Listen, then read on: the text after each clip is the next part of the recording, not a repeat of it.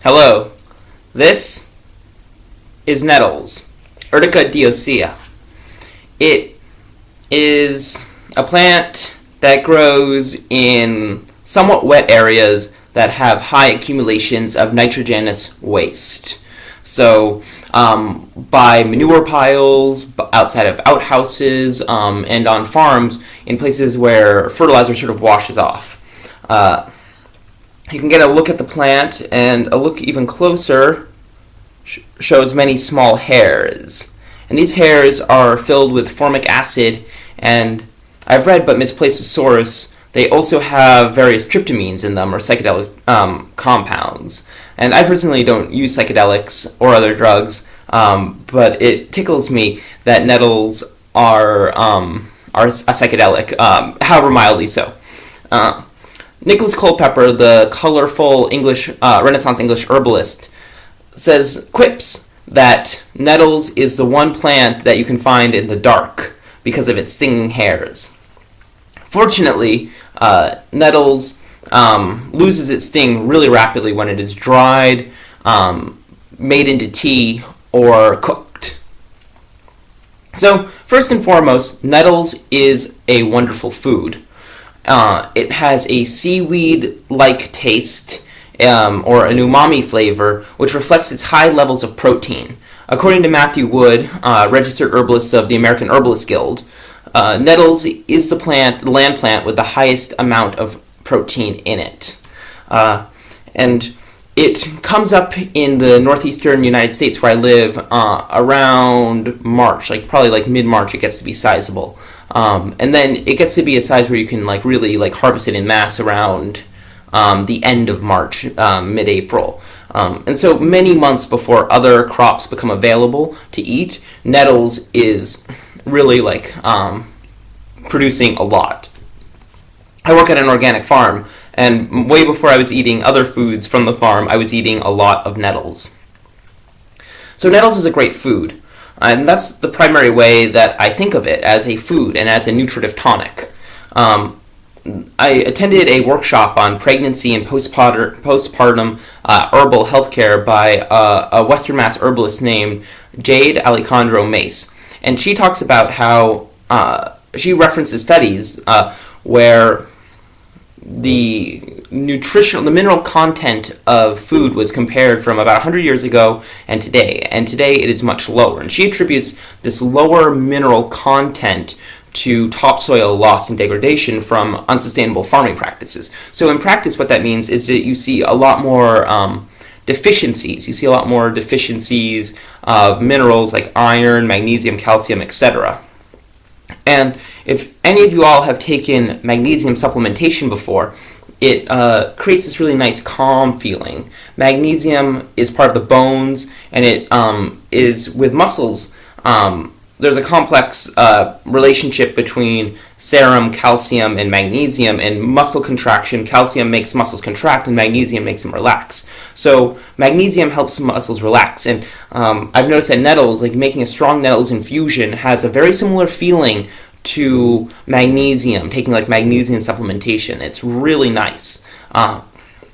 So it's a nutritive. And Jade talked about how it would raise the amount of iron in blood, and she had one woman who she suggested would take nettles in her blood, who was pregnant, and her blood was tested and she was iron deficient, and she took much less. This woman who was pregnant took much less than Jade recommended. Jade was recommending her to take a tablespoon 3 times a day, and this woman was taking a teaspoon, and her iron levels still rose really well. And plants are really good at getting assimilable nutrients that our bodies are designed to absorb. So nettles is a powerhouse. And the way it does it, according to Jade, is that it dynamically mines minerals from the soil. So it's really good at getting all these trace minerals because of some process it roots has. I don't claim to understand it. I'm not a doctor, scientist, or whatever, but that's what she claims. And yeah, so nettles are really good at being a food, at giving trace minerals, and generally improving health. And this sort of goes into one of their major uses, which is as a so-called tropho-restorative. And a tropho-restorative is an herb that helps bring back function to an organ or organ system. And so nettles has a long history of use for this. At least in like 1926, Maud Grieve, who wrote A Modern Herbal in 1931, notes that she read that a man who had diabetes fasted for 3 days on nettles, drinking lots of nettles tea and eating nothing but boiled young nettles. And he lost 6 stone, and a stone is 14 pounds, so 6 stone is 84 pounds. So he lost 84 pounds in 3 days, and his diabetes was greatly improved. His condition was improved. And then Matthew Wood talks about a woman, a case history that he claims is well attested, that a woman had her thyroid removed by radioactive iodine, and then she regretted the surgery and went to an herbalist, and the herbalist was able to restore her function by giving her nettles. And David Winston, another contemporary herbalist in the United States, he has used nettle seed to get people off of dialysis, so it bringing back function to the kidneys. So you see nettles being used in this very general sort of way. The green parts of nettles used in a very general way to restore function to organs, and also to muscles.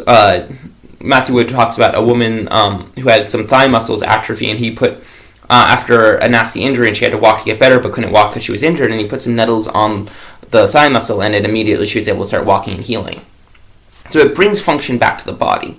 And I believe it does this through its nutritive faculty, and probably like maybe some like mysterious vitalist property that the nettle has. Chris Morano, who is a contemporary herbalist in Western Mass, talked about nettles amongst other nutrient-rich herbs as something that restore kidney yin. And so the energetic kidneys in Chinese medicine, which is the tradition he was referencing, is sort of the fount of life from which the life force flows.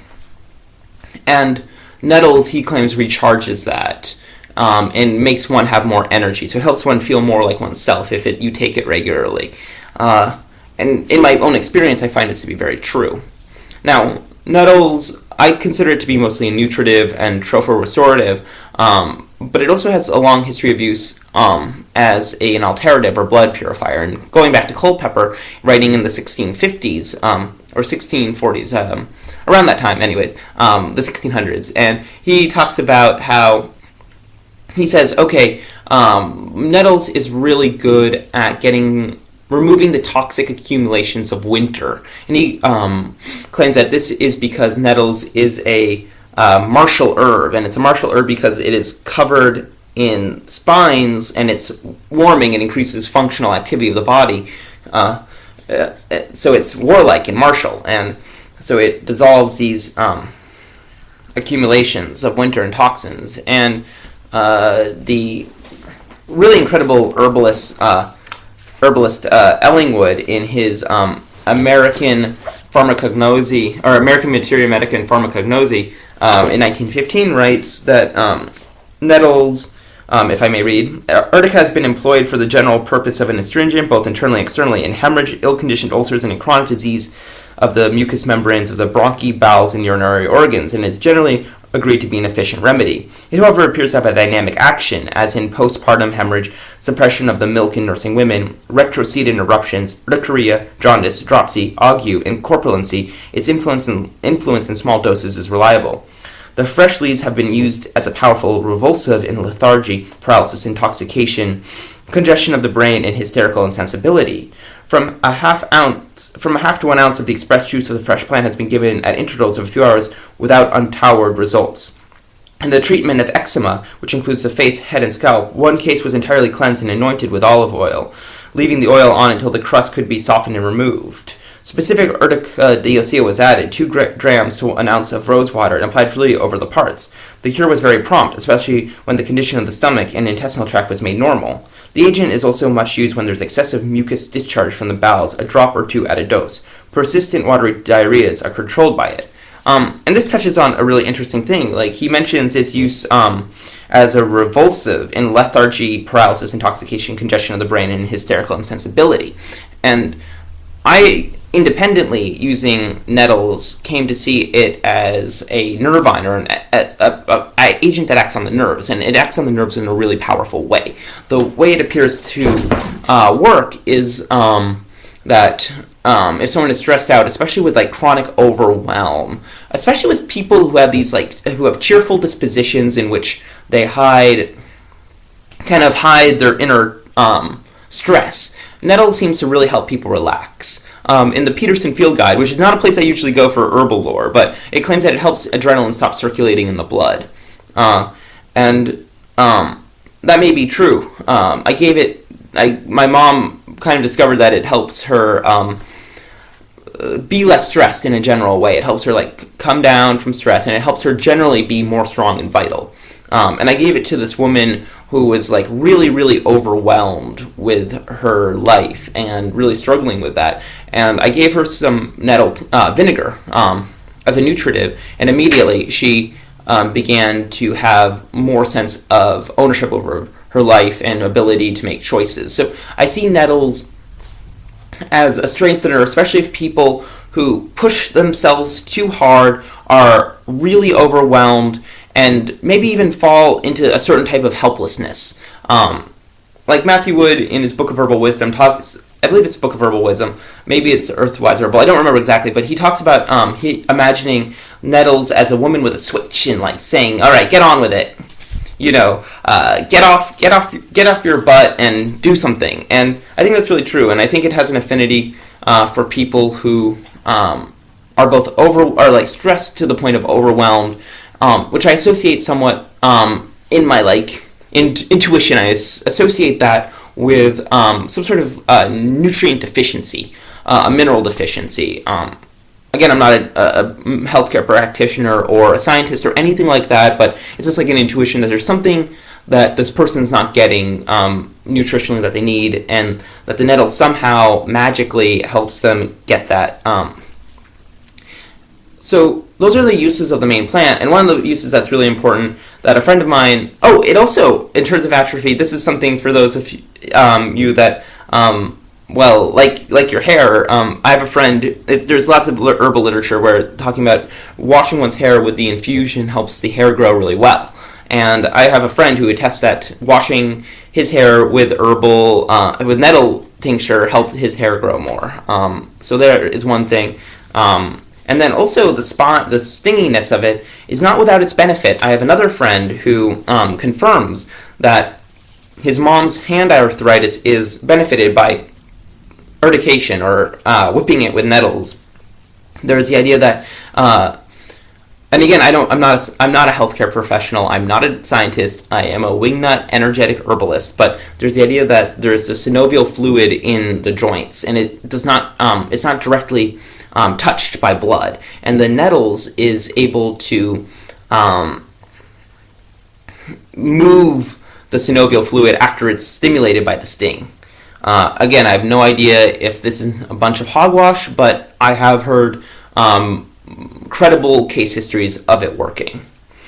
So that's the plant, and then the root has been used for swellings of the prostate in men, and David Hoffman mentions clinical, if I'm remembering correctly, mentions a bunch of clinical studies in which it's been demonstrated that I believe it's called benign prostate hyperplasia, and it does help with that, according to David Hoffman. And Stephen Buhner, in his Low Testosterone Guide for Men, talks about how it allows for more free testosterone in the body for men who have low testosterone. So it helps the body's endogenous testosterone, or any testosterone supplementation, to be more available to the body. And Matthew Wood has a really beautiful quote from David Hoffman about nettles, which is, when in gout, give nettles. Because nettles is so general, it is so nourishing, it is so restorative, and it's so generally safe that you can kind of give it in a very general way. But there is one warning I want to pass along. Again, I don't know if this is bullshit or not, but All my herbalist friends and all the literature is always like, don't pick it after it goes to flower, it will cause kidney stones. So I have no idea if that's true, but be warned, it may be true. And so you can harvest it, you can tincture it. I really think tincturing it in vinegar is a really beautiful way of preserving it. It really, you can then just add it to your cooking. But you can also tincture it in alcohol, or if you look behind me, those are a bunch of dried nettles. You can dry it for winter use. A tea made with the dry one, it tends to get darker than the fresh one. It's easier to extract the nutritive capacity of it.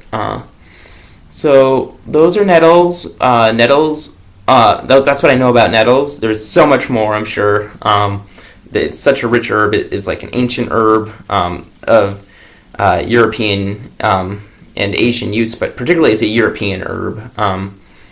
And it's like so beautiful. I mean, look at those leaves, the veins of the leaves. It's like a very gorgeous plant, and it is just starting to flower now. So, hope you're able to find some. Hope you're able to make friends with it.